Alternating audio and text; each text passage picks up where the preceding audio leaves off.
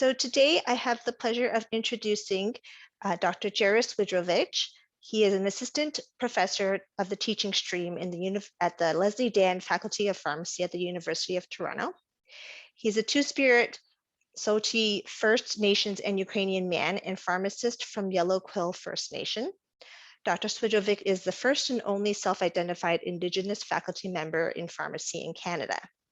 He received a Bachelor of Science in Pharmacy from the University of Saskatchewan and a Postbaccalaureate Doctor of Pharmacy, PharmD, from the University of Toronto.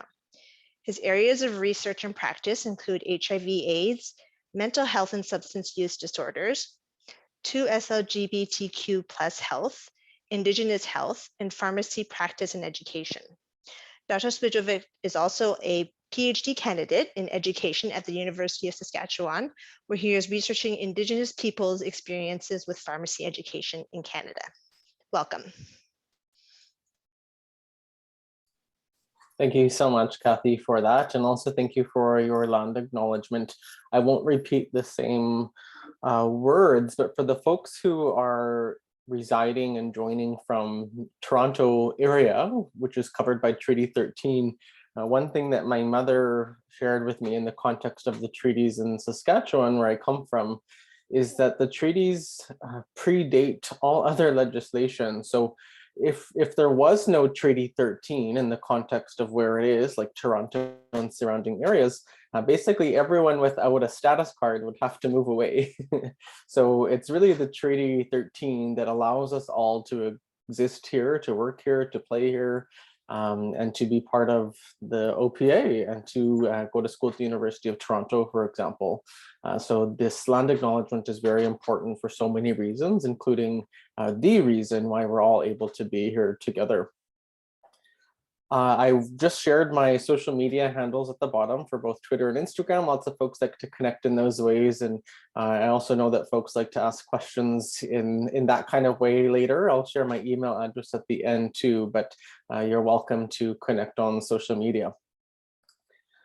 I would like to disclose that I have no past or current relationships with any commercial entities, and I have received a speaker's fee from the OPA for this learning activity.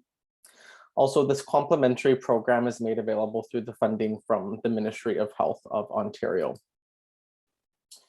All right, so the learning outcomes for this particular presentation are as follows. I will define and differentiate the various terms used to describe Indigenous peoples in Canada. We'll move on to describe the current state of Indigenous mental health and wellness in Canada, rationalize why Indigenous peoples in Canada are experiencing disproportionate rates of mental illness, substance use, and suicide versus non-Indigenous counterparts, and then also suggesting strategies for pharmacy professionals to support the mental health and wellness of Indigenous peoples in Canada. All of this will be conducted through the lens in which I believe I see the world, which is through an anti-racist, anti-oppressive, and decolonial lens. In terms of situating myself as we begin this presentation together and learning together, I acknowledge that I am a white presenting Saulteaux and Ukrainian urban First Nations, Two-Spirit, my pronouns are he, him, queer, not disabled, cisgender male from Yellow Quill First Nation. That is my reserve and home community, which is Treaty 4 territory in Saskatchewan. And I've spent most of my life in suburban and urban Saskatoon, which is Treaty 6 territory and the homeland of the Métis. I also want to acknowledge before we progress that although the focus of this evening's presentation is Indigenous peoples' mental health, I like to remind folks that Indigenous peoples are not one monolithic being, and that I certainly don't speak for all Indigenous peoples.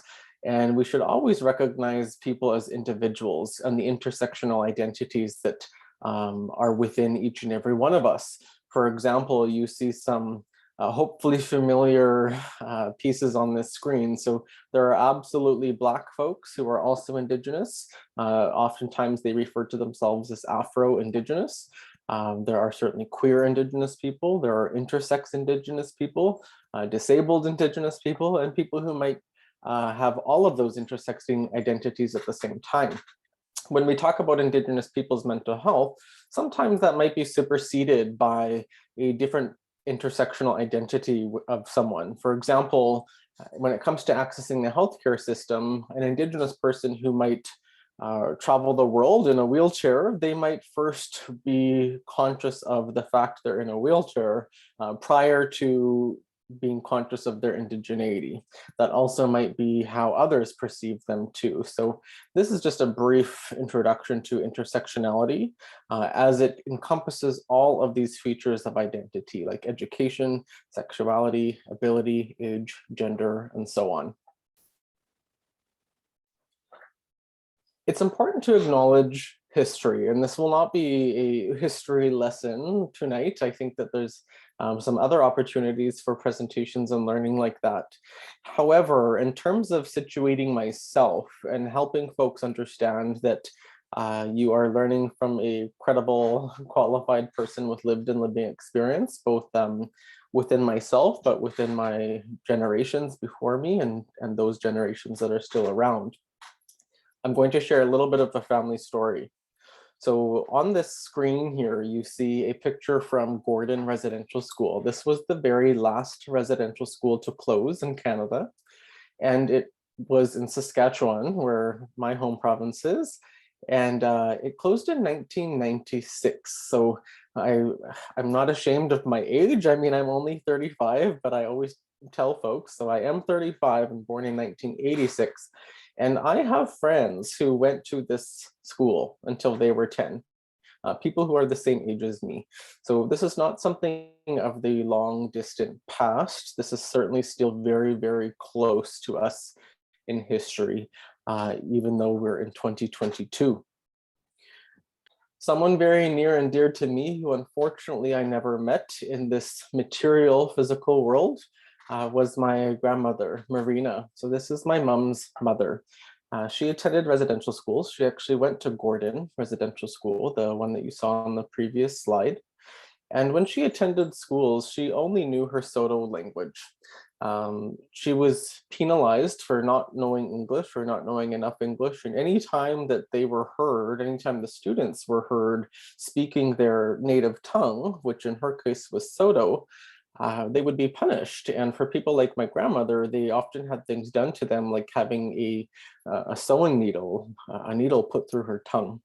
And that was to punish her and tell her that her native tongue was wrong and that she should do away from any of her traditional Indigenous cultural traditions and language. She had a very difficult time in residential schools, as you can imagine. And I know that the discoveries of all of the unmarked graves across Canada in the last few years has been a catastrophic realization for many folks in Canada. But quite honestly, Indigenous folks have always known about this, and we've been asking for people to discover or to find these children and bring them home and let them return to the spirit world. We all start in the spirit world and we end up in the spirit world too. So this was really not a school. Some people call them camps or even almost prisons. I think that residential schools is an inappropriate name, although that's what it was officially called by the Government of Canada. It was also part of the Government of Canada's agenda to get rid of the Indian problem. That's direct quotation from our federal government. They believe that Canada, or so it was becoming at the time, had an Indian problem, and residential schools would be one of the tools of colonization, assimilation, and genocide.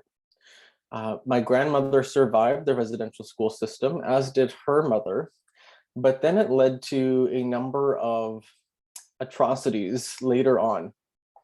One thing that we don't hear about at all, or perhaps not enough about, is the 60s scoop. This was not the residential school system. Residential schools was primarily education, or at least that's what they were calling it. And it was a residence. So you lived at that school. It was like a boarding school, I suppose. And it was schooling. The 60s scoop, however, was a family life type of situation. And folks, First Nations, Métis, and Inuit folks were taken from their families, from their Indigenous families, and put into non-Indigenous foster homes. This program was called different things across Canada. And in Saskatchewan, or Saskatoon specifically, where this newspaper article comes from, and although it's published in the Montreal Gazette, Saskatoon and Saskatchewan called it AIM, or Adopt Indian Métis, giving children white parents. So really pay attention to the wording there that they chose to use to represent the AIM program. It was very much thought to be a wonderful thing that they were doing. It's like, here you go, like, you're welcome. We're taking you out of your Indian or First Nations or Métis home and putting you into a white home with white parents and white foster siblings. Not ideal. There were children who were put into these classified ads in newspapers across Canada, just like the one you see here. However, a big problem of the many problems that exist with this is that this particular child was not named Kent. His actual name is Perry, and he's my uncle. My aunt and her 9 brothers and sisters, my mom is one of 10 kids in the family, they were all taken from their mother and put into foster care. My mom was taken the first time when she was 2 years old, and then again the second time when she was 9, after only briefly being returned to the care of her own mother. And her own mother loved them, loved my mom, and loved all of her kids very dearly. But the government of Canada deemed people like my grandmother to not be fit to parent because they didn't learn parenting skills, because they were taken away from her in the residential school system. That residential school system completely destroyed my grandmother and her mother's mental health and complete health, physical, emotional, spiritual, and physical health. Then people like my uncle were putting these classified ads so that white folks could choose which Indigenous children they wanted to foster, and perhaps eventually go on to adopt if they wanted to legally make that official. In the United States, a very similar program existed, but it was different. You could actually purchase an Indigenous child for $10 US, and you could make that purchase from a Catholic priest. There are many letters and evidence that have been unearthed since then that shows us that priests were giving richer families priority or a choice of the specific child that they wanted, writing letters back and forth to potential families saying, I think I've got just the kid for you, kind of thing. It was very much a sale. And this was something that my mom and her siblings were part of. For children growing up in the residential school system, and then also in the 60s scoop, some were part of both, some was one or the other. Even for people like me, who was not part of either of those systems, I'm a product of it. So my great-grandmother was a residential school survivor. Her daughter, my grandmother, was a residential school survivor. And then her daughter, my mother, was a 60s scoop survivor. Those experiences did not happen to me specifically. I was not in those programs. But to still be around today in 2022, despite being a professor of pharmacy, despite being affluent and having many of the social determinants of health working in my favor, I'm angry, and it's completely disturbing. It is so upsetting to know that not only did these things happen to my family, but they happened because of our elected governments.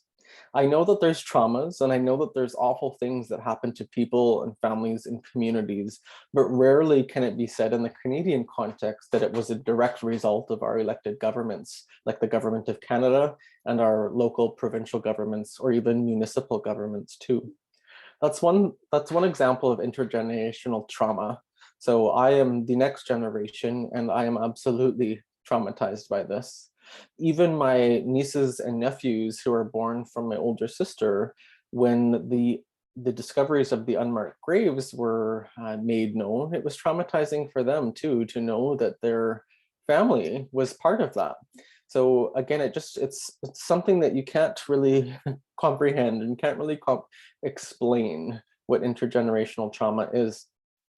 The picture you see on this screen was the start of the change for my particular family, which allowed me to be in the places and spaces that I occupy today. My mother and her foster care growing up, it was non-existent to have a wonderful, loving home that cared for her and that she cared for them back. Many of the foster parents were abusive. In fact, almost all of my mom's 7 foster homes were incredibly abusive in every way that somebody could be abused. We're talking physical, emotional, spiritual, and mental abuse, which includes sexual abuse too.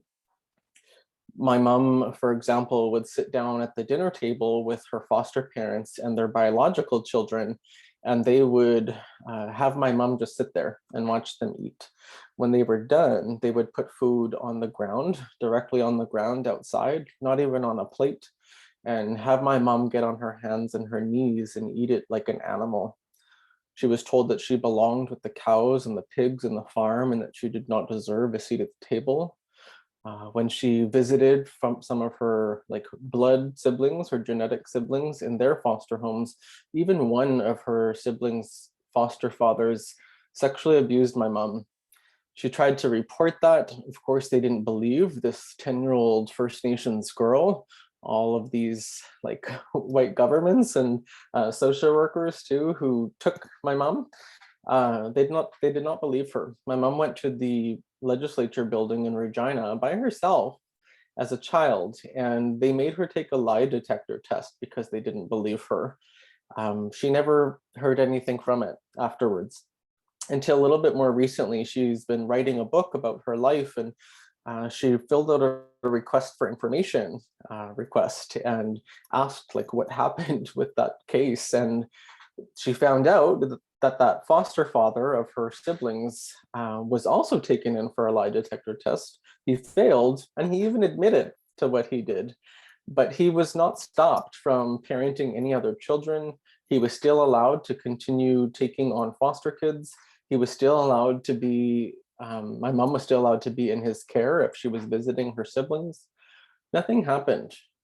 And you can see how even today, when we talk about missing and murdered Indigenous women and girls and Two-Spirit peoples, it's incredibly frustrating to know that our Canadian government and other levels of government don't put the same amount of resources to us as they do to others.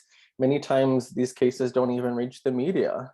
For some Indigenous youth in Saskatoon, where I just moved to Toronto from, I was at a community event one night, and some of the young girls, they were teenagers, Indigenous teenagers, I overheard them in the street afterwards talking about where they wanted to go next. And one of them disagreed with someone's choice and said, I don't want to go there because I don't want to be missing and murdered tonight. And that was just such a big moment of realization for me, because never has that been on the list of alternatives for what my evening might look like. But that's become a reality for Indigenous youth, Indigenous adults, and certainly queer and gender diverse Indigenous peoples in Canada.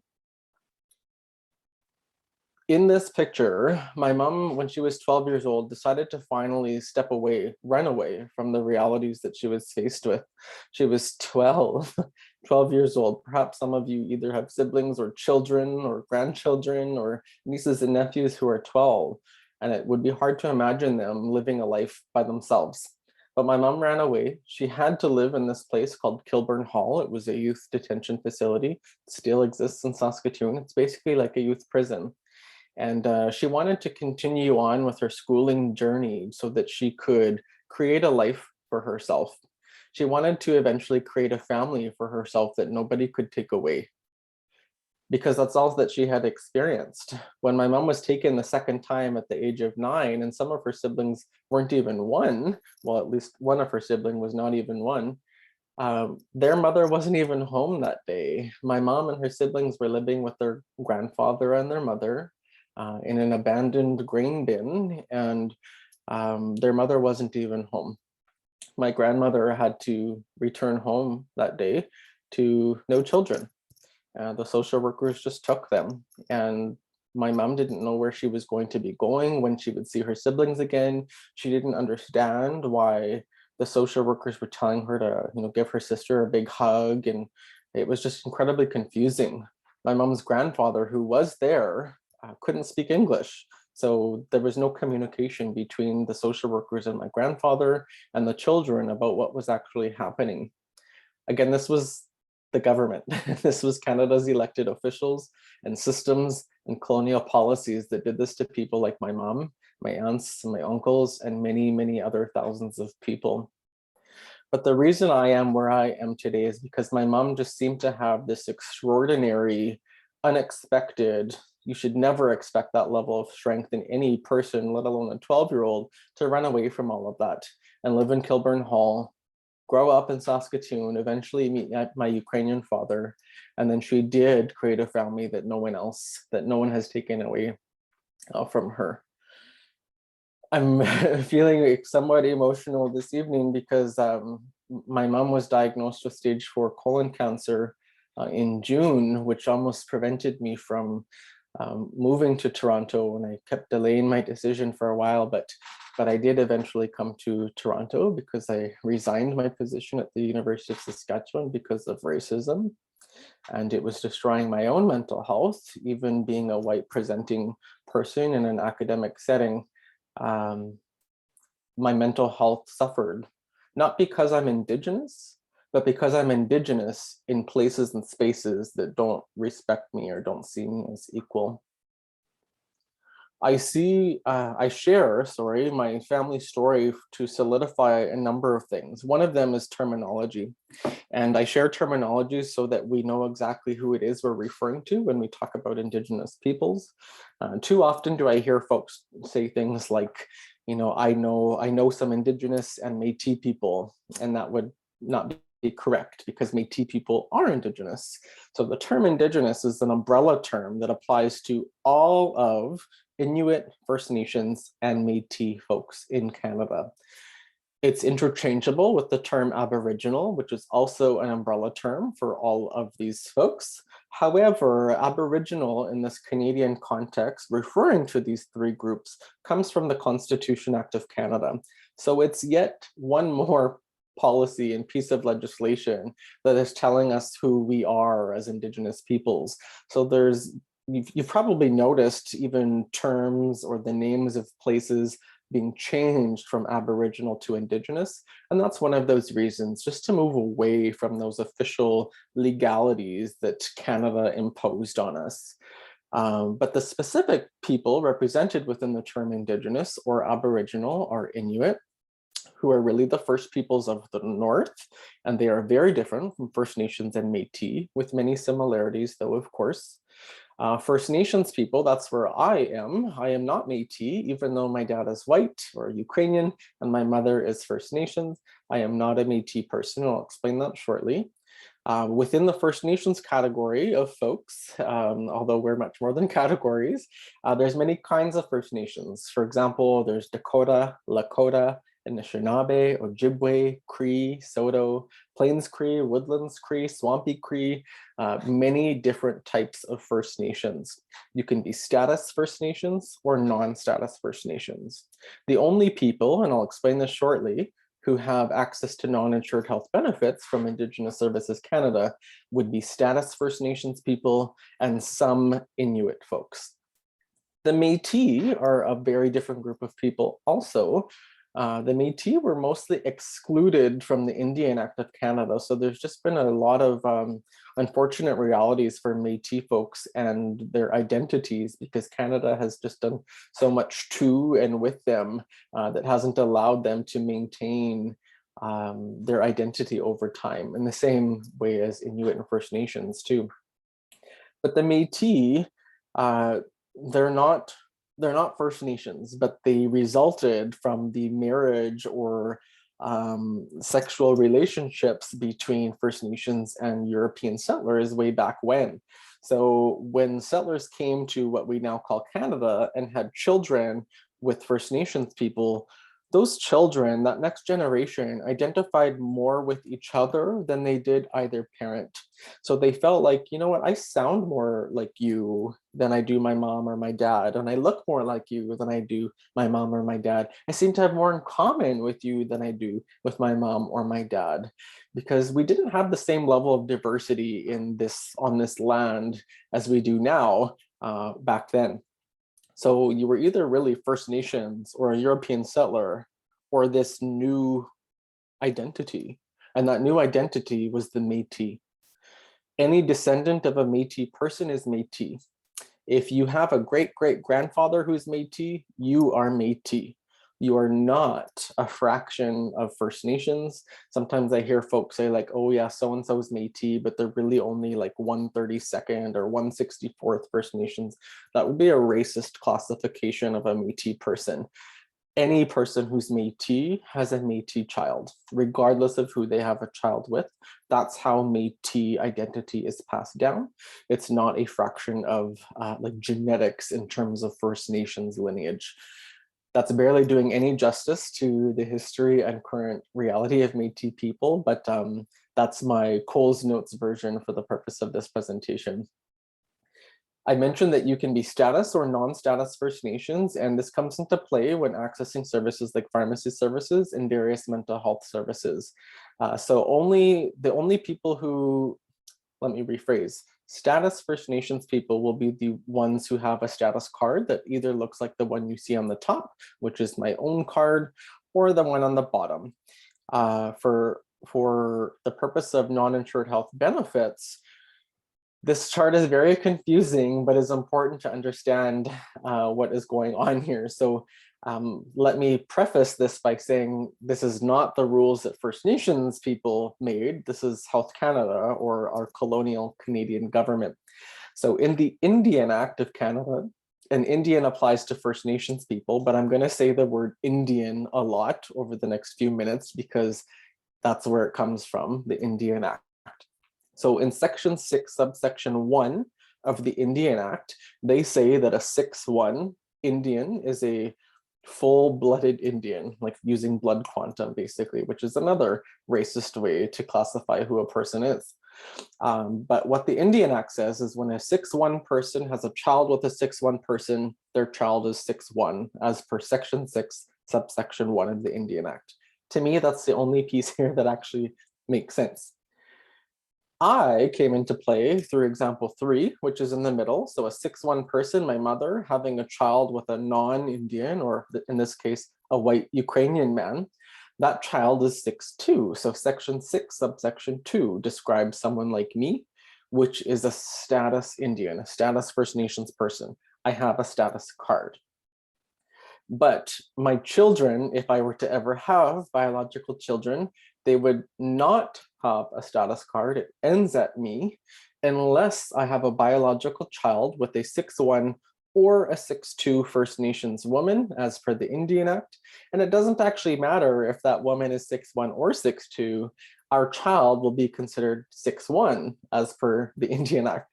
So in example 4 at the bottom left, me, a 6'2" person, having a child with a 6'2" woman, our child would be considered 6'1". And with that child be considered 6'1", it doesn't matter who they have a child with because their child will for sure still have status. But status otherwise ends at me. If I have a child with a non-First Nations woman that does not produce a Métis person, it kind of did at one point, but that Métis is not genetics. Métis is an identity, it's a nationhood. But if I have a biological child with a Ukrainian woman or any woman who's not First Nations, that would be example 5 in the bottom right, and our child would be non-Indian. Our child could self-identify as a non-status First Nations person, which completely makes sense. I mean, they should have some kind of status, but in this case, their dad, me, has a status card and their mom would not. So it's not like my identity just ends. And in this case, that child's mother's identity is the one that continues. That doesn't make sense. But this is one of the many ways that the Canadian government, through the Indian Act, has tried to assimilate us and basically end who is Indian and who is not. They wanted to really minimize the number of people they would be responsible for over time. Out of all of this, only the 6'1" and 6'2" status First Nations people will have a status card, which therefore means they have access to non-insured health benefits. I mentioned briefly that only some Inuit will have access to non-insured health benefits, but it takes another little bit of genealogy for Inuit folks to go about being recognized by the Canadian government as having status. Essentially, their ancestors had to be part of one of the signed land claims in the north of Canada. Métis folks also do have a card, but it is not a card that like gets you anything. Let's say sometimes people think that having a status card even or a Métis card is almost like a ticket to various things. That would be totally not true. This is more so a validation of someone's identity, and Métis people do not have access to non-insured health benefits. So that's just the summary of indigeneity. I always start every program and presentation with this before we get into the bulk of the issue, because it would be pretty hard to talk about what we're going to do to provide service to Indigenous peoples if we don't even know the differences between them and who would have access to non-insured health benefits or who wouldn't. So it's really time now to talk about the reality that we're facing when it comes to Indigenous people's mental health and wellness in Canada. We know that suicide in Canada, particularly outside of indigeneity, is a growing issue. I think that, well, actually, I don't think, I know that the pandemic has certainly had a detrimental impact on people's mental health and suicidality throughout the past 2 years also. When it comes to Indigenous people's mental health, as Indigenous folks, our most common cause of death is suicide. And that's at least up to the age of 44. Indigenous youth have suicide rates that are 5 to 7 times the national average, and suicide rates among Inuit are the highest in youth, particularly males. I will note, though, that there are a number of communities, for example, 11 communities specifically that are Inuit, known to have a suicide rate of 0. So it's certainly not applicable to all Indigenous peoples or all Indigenous communities. But when you view them all together, it is absolutely a disproportion. There is a major disproportion between Indigenous peoples and non-Indigenous peoples when it comes to various mental health conditions and suicidality. The suicide rate among Indigenous youth aged 15 to 24 is 5 to 6 times the rate seen in the general Canadian population. And suicide and self-inflicted injury is the leading cause of death among First Nations youth, 15 to 24, whereas in the general youth population, the most common cause of death would be accidental. So for other folks in Canada, 15 through 24, accidental death would be the main cause, but for First Nations, it's them taking their own lives. This is a really difficult topic to think about and certainly to talk about and teach about, because many of these folks are my family and my friends and my community members, and they're certainly not just statistics. Like our little girls, our boys, our gender diverse, our non-binary, our two-spirit people are dying through various forms of violence, but also through taking their own lives. In Ontario, specifically, the very bottom line of this screen, the estimated child suicide rate in Northwestern Ontario, First Nations communities, is 50 times higher than the national average. This is catastrophic. In my home province, I've chosen to focus on my home province of Saskatchewan and also Ontario, where we all are right now. I think most folks are joining from Ontario. Have just catastrophic mental health rates and suicide rates among First Nations. There are too many reasons why, and a number of Indigenous folks, particularly youth in the case of this slide, have been asked about, why is this? You know, what's going on when it comes to mental health and suicidality among you and your peers? And what they have talked about is the impact of bullying and cyberbullying, the lack of emotional support, the the impact of substance use, lack of physical safety, and lack of activities and its impact on emotional and mental wellness. Particularly when you're living in places that are northern, rural, reserve, or remote, there certainly aren't as many services available there as you would see in places like Toronto or Guelph or Saskatoon and Saskatchewan, where I'm coming here from. Even having the presence of police and police officers is perceived more so as a threat for many Indigenous folks than a source of safety. For many of my white friends and colleagues, they find that the presence of police or living nearby a police precinct or seeing police in an area where they might be just maybe not responding to a call, but just walking around and being present, that's a source of safety and feeling like they're okay.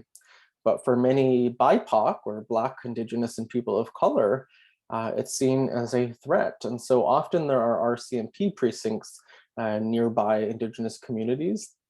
And that goes back to history in that the RCMP were actually created to control Indians, to control First Nations people. That's how they came to be. That was so that the Prime Minister and the government of Canada could make sure that Indians are doing what they're supposed to be doing across Canada. And so that legacy is certainly still present today.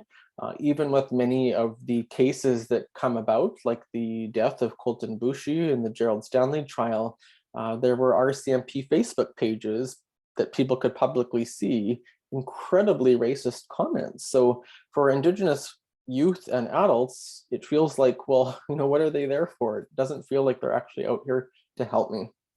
So we often can feel very neglected by Canada.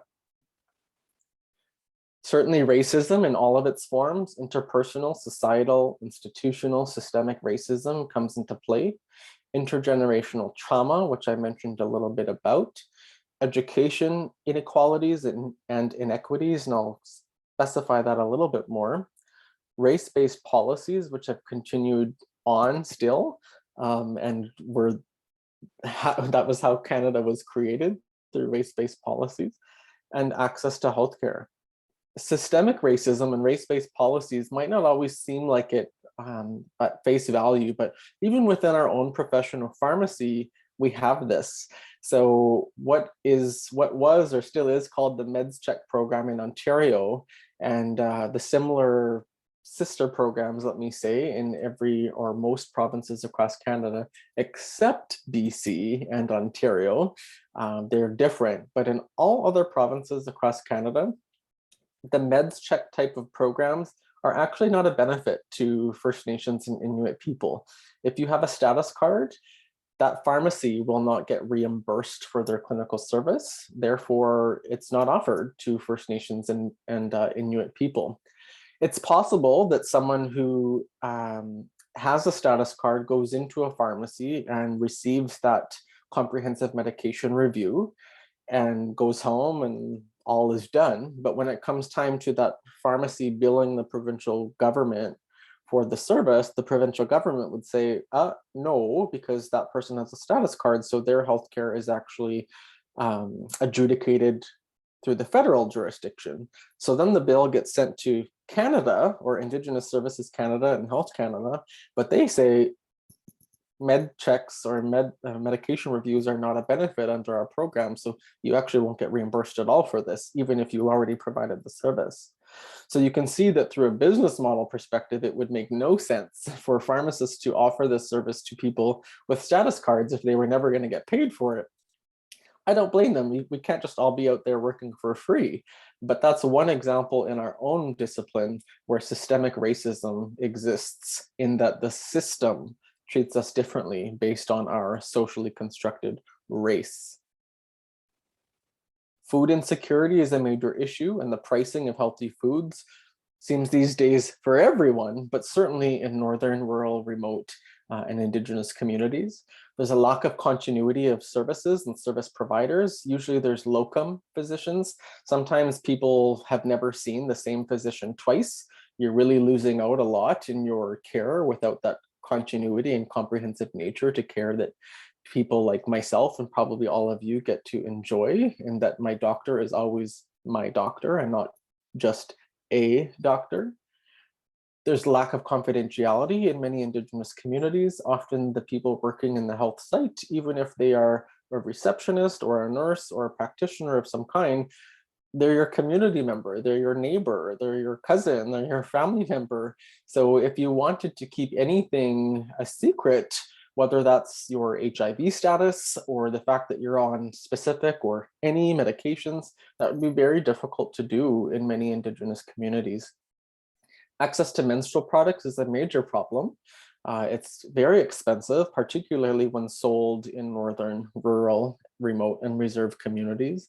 So many people who have periods, when in the first time they have a period, and then throughout the rest of their high school or perhaps even elementary school career, they miss a week of school every single month. And we know the value that education has just in life in general. And so you can imagine missing a week of school every single month after you start having your menstrual period. It's a major issue. So many programs out there, non-for-profit, not-for-profit organizations like Moontime Sisters exist. And Moontime is an Indigenous concept of the menstrual cycle. So places like Moontime Sisters raise either money or collect menstrual products for folks to use in northern, rural, remote, and reserve communities so that they don't have to miss school, so that they can go to school and receive their education. And then, of course, all other social determinants of health come into play when we look at why it is that we're experiencing what we are when it comes to Indigenous people's mental health in Canada. COVID-19 has had a major impact on Indigenous people's mental health and well-being. 6 out of 10 Indigenous peoples reported their mental health worsened since the onset of physical distancing. Indigenous women reported higher stress and anxiety, and that's a disproportionate reality versus males. Given that women often have multiple caregiving burdens, there's a risk of gender-based violence and economic vulnerabilities. Furthermore, 48% of Indigenous women and 31% of Indigenous men reported symptoms consistent with moderate or severe generalized anxiety disorder measured by the GAD-7 scale during COVID-19. You can see on this particular chart that shows the impacts of COVID-19 on mental health for Indigenous and non-Indigenous participants between April 24th and May 11th, 2020. And Indigenous participants are shown in blue and non-Indigenous participants are shown in orange. And you can see that for each of these ratings of health and well-being, particularly in the realm of mental health, Indigenous peoples were reporting worse experiences and worse outcomes.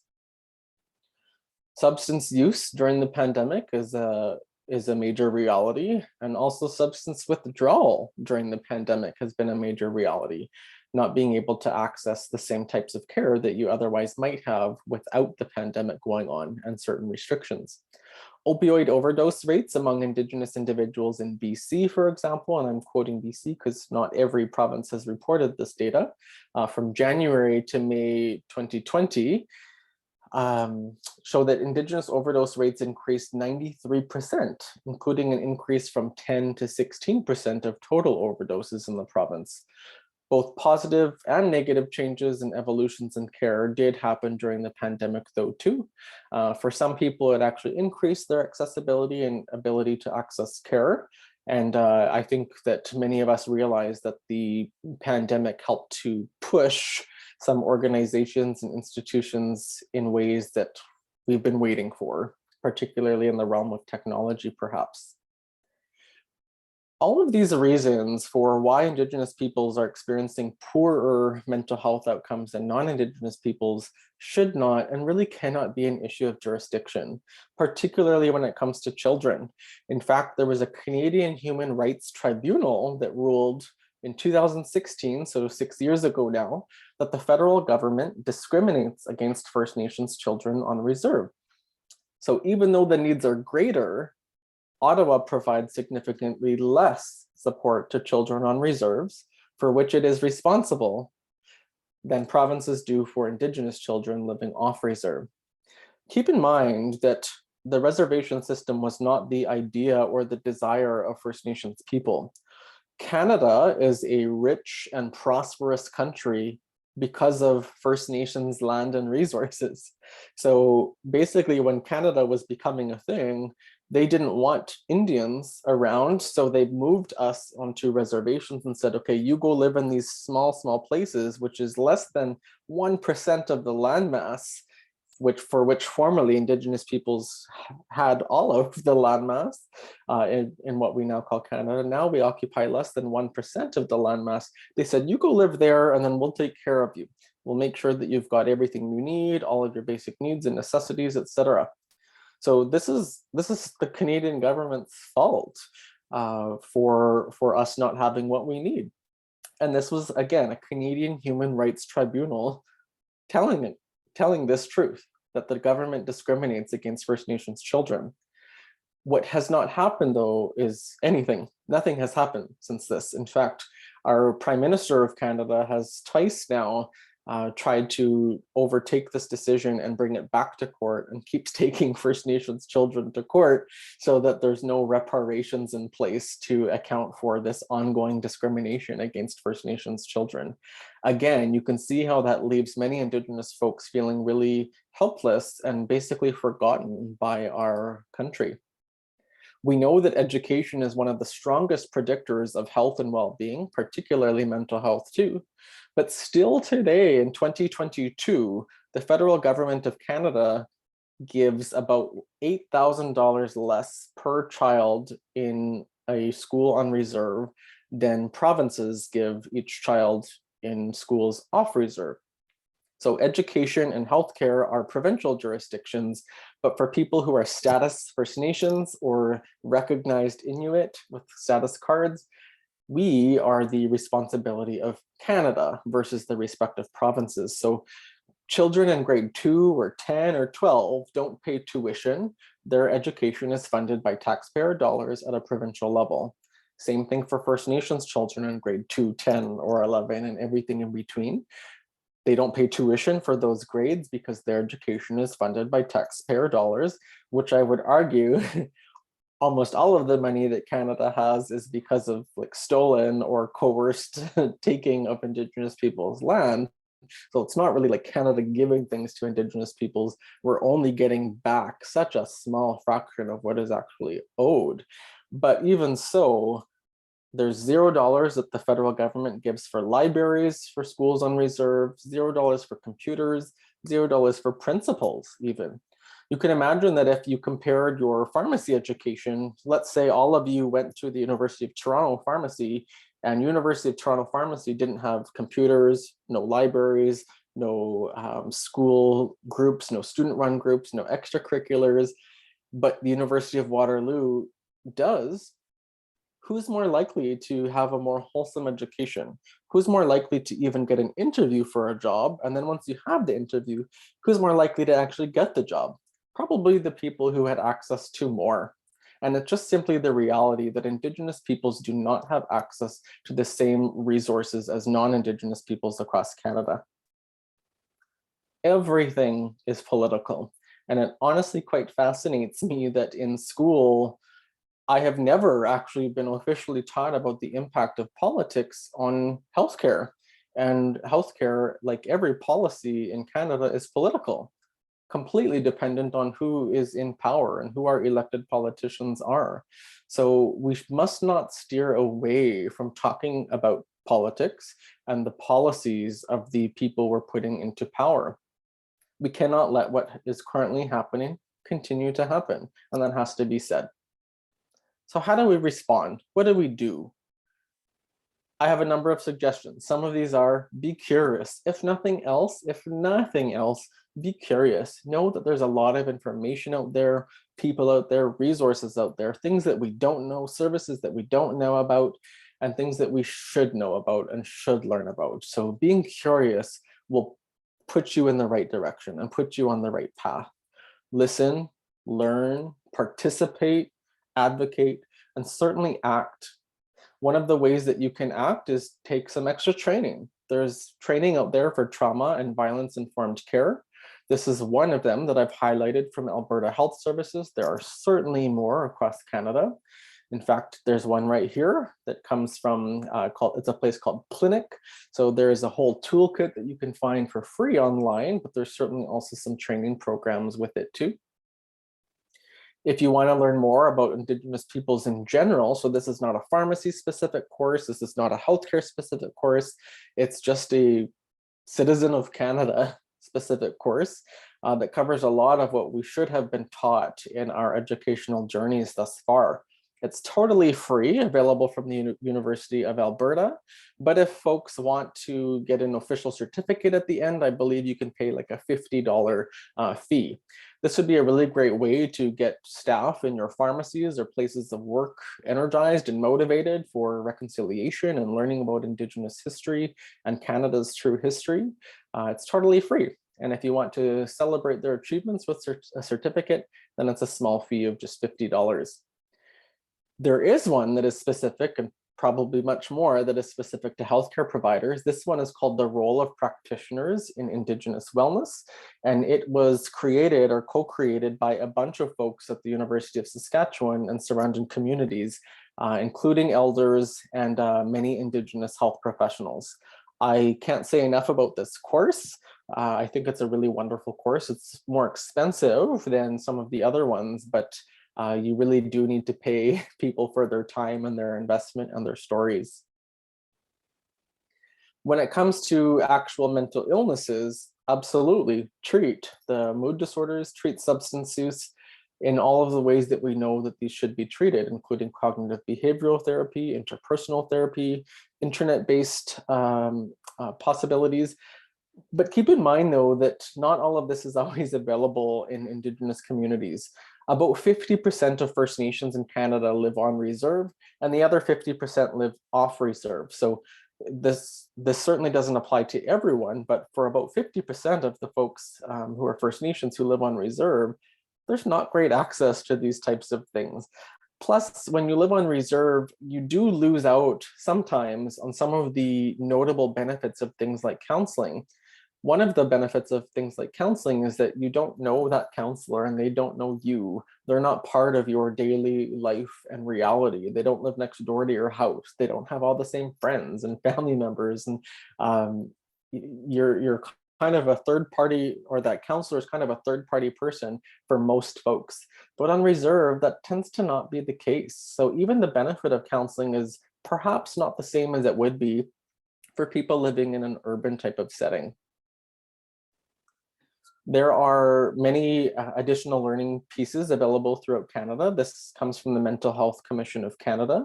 And in particular, they talk about e-mental health interventions, which are great, but they do mention that internet access might not be available in all communities, or it might not be fast enough. This is totally true. So look at this tweet from someone who lives up north. They said, my internet performance test is a little bit better than the last tests posted. I had to update some software apps plus Zoom meetings. This is not worth $901.08 for the month. Almost $1,000 for extremely slow and spotty internet. That is not feasible. So I hear a lot in the academic spaces that I'm part of, people talking about virtual solutions or virtual care, and that's a wonderful thing for many people, but it's still not going to capture people like this person who's reflected in this tweet. I encourage everyone to read the Truth and Reconciliation Commission of Canada calls to action. There are 94 of them. 7 of those calls to action, which are numbers 18 through 24, are specific to health. So if you do nothing else, at least read those 7, numbers 18 through 24 of the 94 calls to action in Canada. I want to close by just briefing this concept of cultural safety, because I think that us working toward and achieving culturally safe practice will help change the reality of Indigenous people's mental health and well-being in Canada. We know that care has not been culturally safe for Indigenous folks in Canada, and some of those, certainly not all of the racist encounters, make it to the media. Some of them do, though. This case here, Brian Sinclair, he was left for 34 hours in the emergency room in Winnipeg without receiving any care. And when someone finally went to give him care, he had died. His body was actually stiff with rigor mortis by the time someone went to help him. There were staff ignoring him, but people in the emergency room were asking the staff to help this man. He was a bilateral amputee below the knee. and he had a blocked catheter and a infection. It would have only been about 30 minutes of care that would have sent him on his way and a prescription for an antibiotic, and he would have been fine. But staff actually testified that they thought he was there to warm up, or that they thought he was there to sleep off intoxication. This is not my perception. The staff actually said that. And so we absolutely know that racist encounters exist like that. Michelle Lebrec in Victoria, BC, she spoke English, but English was not her first language. She was not a user of alcohol, but when she went and presented to care for a fractured pelvis and was in a lot of pain, the prescription that she ended up bringing to her pharmacy without even realizing was what you see on the screen here. It just said like no beer. The physician just told her to stop drinking. And that had nothing to do with why she presented to the hospital in the first place. Even more recently, many of you will probably have heard about the story of Joyce Echaquan. Thankfully, she recorded on video the racist care that led to her death. And hopefully that prompted a series of interventions for the staff, not only there, but across Canada, to approach care in an anti-racist way. Not simply don't be racist, but work in an anti-racist type of way. I'm going to just skip that one slide there. We know that cultural safety, people who access care that is culturally safe, they're more likely to access care earlier, feel more at ease, feel more empowered throughout the process of receiving care. They're more likely to share details about their health concerns and care preferences, more willing to return, and more willing to follow treatment plans recommended by medical professionals. In Canada and Ontario, I've listed a number of resources too. I certainly won't go through each of these, and I will not tell you what each and every one of them has to offer, but they all have a lot to offer. And I wanted to at least give you a piece to look into in greater detail. So for people joining from across Canada, there's a number of resources here that would be helpful for folks no matter where they live. And then there's certainly a number of resources here for people specifically within Ontario. For you and for your pharmacy teams, I encourage you to take part in things like the Kairos blanket exercise. Give it a Google search. It is one of the most transformational hands-on experiences that people have talked about. Participate in ceremony. Practice how you will respond to questions, comments, and concerns about traditional Indigenous medicines and practices. Recruit and retain Indigenous staff.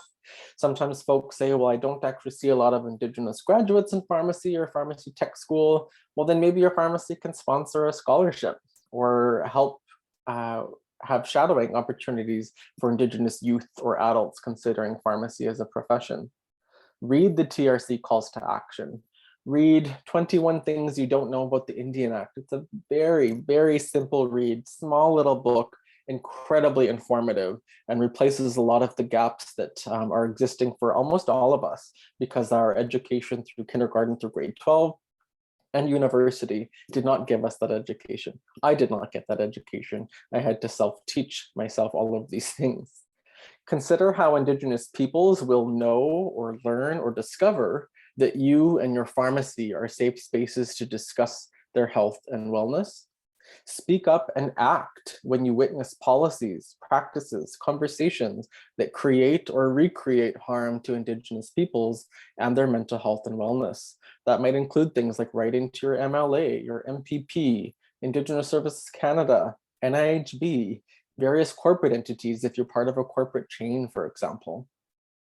The most important lesson in all of this, if I could describe one most important lesson, would be to not go forward in a way that excludes Indigenous peoples. We've certainly seen what life can be like in this place we now call Canada when things are done for us rather than with or by us. So when it comes time to you doing something for Indigenous peoples, take a pause, take a step back, and think about how you might do this with Indigenous peoples. There are certainly Indigenous friendship centers in most locales across Canada or other Indigenous organizations who would probably be thrilled to partner with you to make sure that pharmacy care and your pharmacy specifically or your place of work is a safer and better place for Indigenous peoples with or without mental health concerns. That's everything I have for you tonight. So I will stop sharing my screen here in just a moment, give you one last chance to take note of my email address if you want to ask questions in that way or keep in touch that way. I have often had people share their own reflections, sometimes the evening later or another day following, people sharing their reflections with me without a question, but that's really lovely to hear sometimes too. Or we can connect on social media. I love connecting in those ways. I know that there's a lot that wasn't said or wasn't captured tonight, but you can't do it all in an hour, that's for sure. But hopefully this is either a starting point or a continuation point for many of you in your own personal and professional journeys to improve the care that we offer for Indigenous peoples. Thank you, Jairus. That was really informative, and I think I can speak for myself in that it was very, informative, and I did learn a lot. And thank you so much for sharing your personal story as well. We do have some time for questions. We are scheduled to go till 8. So if any of you were shy to ask questions and thinking that we had run out of time, please feel free to put it in the Q&A. There's a couple in there already to start with. So I can read them out loud, and Jairus, you can respond. This first one, why and how do these were these foster families, sorry, I'm not reading this. How these foster families were allowed to treat children in this inhumane manner? Will they be brought out and tried in court? Great question. How was Canada allowed to treat us this way? How did Canada even become a thing? How does anyone in their right mind think that it's okay to just go claim someone's territory or land? You know, that's almost on a very smaller scale equivalent to me and my family showing up to any one of your houses and saying, "Ah, you're gonna just have to go stay in the bathroom or one of the bedrooms for the rest of your life." And me and my family get access to the rest of your house, your backyard, all of the money that we might make from farming in your backyard and all of that. That's essentially how Canada became a country. They had to displace us in order to gain control of what we now call Canada. So I would even go back to that. Like, how does Canada even still exist? Many Indigenous folks will say like Canada is fake, and that honestly sounds kind of like probably even myself hearing that 10 years ago, I would be like, okay, that's a little drastic or that's a little harsh. But honestly, it is kind of fake. Even our national capital, which is on like in Ottawa, that's unceded territory. And unceded means there was never a transfer of title. There was never a transfer of ownership from Indigenous peoples to whomever occupies it now. So even our capital of Canada is on stolen land. Unceded territory is a very polite way to say stolen land. So it's just all bizarre to me. There have been a number of court cases that were either on an individual basis or even some settlements. So there was a 60 scoop settlement, but it's still an ongoing process. My mom did receive even some funds to as a reparation for what happened to her in the 60 scoop, but that, I mean, doesn't change what happened to her, and it doesn't make things any better. And what really hurts the most is that it's still continuing. It's not specifically called the 60 scoop now, but in places like Saskatchewan and across Canada, 90% of all children in foster care and in the child welfare system are Indigenous. It's not called a specific name now, but our systems of child welfare are still based on European or Western ways of viewing the world in what a family should look like, how a family should operate, and that tends to not be congruent with Indigenous ways of being and living. So in the eyes of the Western system, sometimes they feel like, well, that kid should be in care then. That kid should not be raised by their family in their home. They should be in care. But that's coming from a Western colonial viewpoint. So it's not done. Like residential schools are done, but like the 60 scoop and the ongoing colonialism in this country is not over. Hence why we all need to speak up and act. Thank you. There's a second question, which probably can't be answered simply just like the first question either in just a few minutes. But the question is, why are you pushed to live in reserves? Maybe they also meant why were you, like past tense, and Yeah. why are you not next door to me? Probably, yeah, also meaning past tense, I think. Right, Yeah. exactly. Racism, that was Canada wanted to create a country in the way that they saw it, and put us onto reserves. Like, it literally was the Canadian government's words that said they wanted to get rid of the Indian problem. And by doing so, they implemented the Indian Act. Even in the Indian Act, they implemented a number of policies and official legislation in Canada that controlled our way of life. So even things like farming. So of course, Indigenous peoples living on this land for tens of thousands of years clearly lived off the land. They weren't buying groceries at a grocery store. So we were great farmers.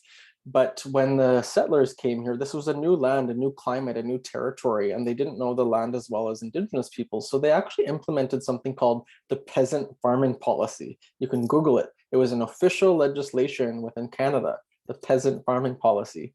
What that meant was it banned the use of anything other than Indigenous people's bare hands. We could only farm with our bare hands, whereas non-Indigenous peoples or white settlers could use anything: horses, wheelbarrows, tools, you name it. If we, Indigenous peoples, used anything other than our bare hands, we would get sent to prison. If we practiced our ceremony, our culture, we would get sent to prison. Like, there were just so many pieces about us that were made illegal. It was illegal to truly be Indigenous in this land, across this land. So we were not offered the opportunity to be your neighbor. Certainly we are now, with many other restrictions. It's very difficult. In fact, today I don't really want to repeat the trauma of today, but honestly, just me opening a bank account at a bank in Toronto, it was an incredibly racist experience I had today. It was really quite alarming and took me back all day. It took me aback, I should say.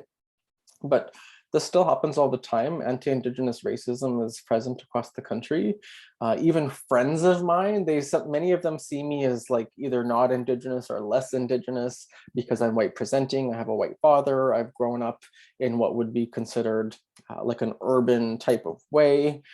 So the way we view the world is still somewhat similar. Some of those friends of mine, some of them were on my beach volleyball team that I played every summer. One of them said to me, "You know what, Jairus, just to be honest with you, when I'm sitting at a pub or something and see another," he said, "Indian, when I see another Indian walk in, I can't help but think, oh, great, another dirty Indian." And I was just like, wow, there is so much to unpack there. Like, not only do you think that, you also said it, and you said it to me. You know who I am. You know who my family are. Like, you know what we went through to even occupy the places and spaces that we are today. My cousins and my aunts and uncles did not have that same opportunity. One of my aunts made her life as an adult dancer, exotic dancer in Vancouver. Another one of my aunts still works at A&W in Saskatoon. Her child, my best friend, my cousin, I haven't seen in years because he was taken away from her because this colonial child welfare system deemed her to not be a good mom to him. She was a great mom. She was a great auntie. One of my uncles is still in and out of the prison system. He was named Canada's Most Wanted on the cover of Reader's Digest. It's just unbelievable what has happened to us and how that has led us to be in the conditions of living that we are. And it's not going to be a simple fix. It might leave a lot of folks feeling helpless or like, oh my goodness, this is all beyond my scope as a pharmacist or pharmacy professional. I can't fix all these things. And no, we can't. But we are the most accessible health professionals. We're often ranked the most trusted professional of any kind, sometimes second to nursing. So our opportunity to make healthcare a positive experience for Indigenous peoples is huge. Absolutely enormous. We know that people visit their pharmacies on average about 14 times per year, and their family physician or primary care provider maybe once per year. So many more opportunities per individual to make a wonderful difference. But the best way we'll be able to get there is to learn the past, learn the present, and participate in how we get to the future. Thank you. I'll give people an opportunity to ask any more questions, but I actually have a question, Jairus. Sure. As you were going through that chart that you said was really confusing, I guess I just wanted to know your thoughts about like NIHB as a program, I guess is the right word. And given what you just kind of talked about in terms of it is, but it's like difficult, right? Because the meds check as an example, like, is that being changed? Do you know if that's being looked at? I don't know, as part of the Truth and Reconciliation. But just wanted to know some of your thoughts there, and like, is it actually beneficial, or should it be like kind of like gotten rid of, like, Hmm. because it just seems in some ways more difficult. Yeah, so there's a lot in there. When it comes to the payment of certain clinical services like medication reviews in provinces across Canada, I launched a national petition. You can still find it online. It was e-petition 2135 that we got about 1,000 signatures across the country from every province and territory, asking for the Minister of Indigenous Services Canada to provide medication reviews as a benefit under the non-insured health benefits program. And they basically just glazed over, glazed over it. They said, we're aware that there are differences in jurisdictions, blah, blah, blah. It's unfortunate to see differences, blah, blah, blah, the end. And I was like, okay, so you're just not going to do anything then? Sounds good. But having access to medicines and healthcare, not only is it like a right of all people in Canada under this Canadian government, but that was also a promise of the treaties, which predate Canada. So there was something called the Medicine Chest Clause within the treaties and in the Indian Act too that came afterwards that promised Indigenous peoples access to everything that we need to be healthy and well. So that's kind of where the NIHB came from, but it continues to disservice us in many ways. Sometimes it's a really great thing. For example, for someone who doesn't have private health insurance through their employer, but they have a status card, they do have access to like basic dental care, medications, some other services, not many, but if you live on reserve, like go find a dentist's office on reserve, go find a pharmacy on reserve. Like these services just don't even exist there. So it's really only more beneficial for the people who live in urban settings. Sometimes people will think then, well, if it's that like bad on reserve, then why don't you move? But that's a really that's coming from a really like colonial mindset, which is even almost racist, because to put that into other people's terms, it's like me saying like, how come you went to the University of Toronto? Like Oxford is way better, or like healthcare is way better in Sweden. Why would you live in Canada? Like just because something's better somewhere else, that doesn't mean you leave your family, your community, your homeland, your territory, everything that you know, because one or some parts of life are better elsewhere. Anyway, that was a bit of a tangent. NIHB, it should always continue to stay. We should always have access to care. It should be expanded to include things like acupuncture, chiropractics, massage, things that we know are beneficial. Like look at the pain guidelines for Canada and other clinical conditions. It's not limited at medications. It says like a interprofessional team, someone should get massage, acupuncture, etc. for pain, but only medications are covered if you're Indigenous.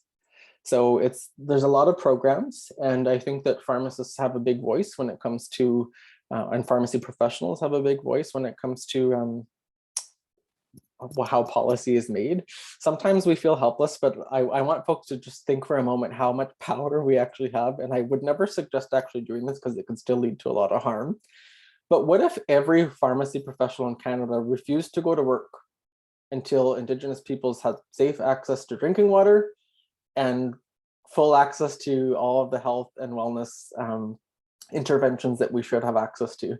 Things would change pretty darn quickly if we all did that and banded together. So like never underestimate the power you have as an individual or the power you have as a professional, and certainly within this discipline of pharmacy, because things like NIHB do need to get better. And I think that they will, but it's taking far longer than it ever should have. Canada is over 150 and we still don't even have water. So a lot more progress to be made. Thank you.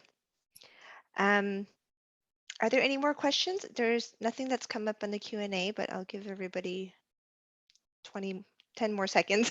There's lots of time to ask. And No if, problem. as Shara said, like he gave his email and different ways to reach him, and also the same webinar, the same content, we will have next Thursday, March the 24th as well. So if you thought of something or you wanted to kind of listen again, because I'm sure re-listening to it, you'll hear something new that you might have missed the first time, please feel free to join that webinar as well. And if you have a question at that time too, Jairus can also answer at that time. And encourage your friends and colleagues to go to that next one too. Okay, since there's no more questions, thank you everybody for attending. Please don't forget to fill in the evaluation at the end of the webinar. As well, this will be sent out later. It'll be after the second webinar airs to the registrants of the webinar. Thank you so much, Sharis. Yes, thank Take you so care. much, everyone. Have a good night.